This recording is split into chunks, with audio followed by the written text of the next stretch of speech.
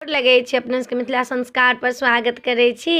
एकटा लाबा भूजक के गीत दै छी से सुनू होली पर लाबा भूजक के। लाबा भूजू हे बहिनिया बाबा के अंगना, लाबा भूजू हे बहिनिया बाबा के अंगना। मोर भैया के ब्याह आई है तई, लाबा भुजबै बाबा के अंगना, लाबा भुजू हे बहिनिया बाबा के अंगना, लाबा भुजू हे बहिनिया बाबा के अंगना। नब नब चूल्ह पर लाबा भुजबै, मेही धान के लाबा भुजबै। नब नब साड़ी पहिरब अंगना, लाबा भुजू हे बहिनिया बाबा के अंगना, लाबा भुजू हे बहिनिया बाबा के अंगना।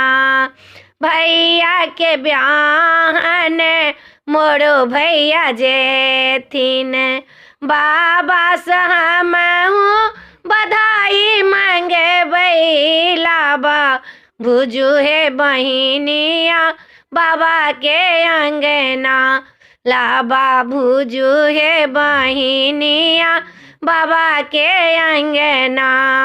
अंगूठी ले बने कंगना ले बने, अंगूठी ले बने कंगना ले बै।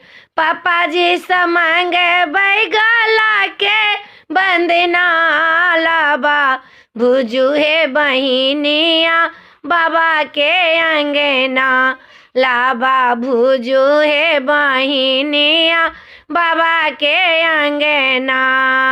गला में हम हूँ हारो जले बने, मोतियन माल लेबै अंगना, मोतियन माल लेबै अंगना, लाबा भुजू हे बहिनिया बाबा के अंगना, लाबा भुजू हे बहिनिया बाबा के अंगना।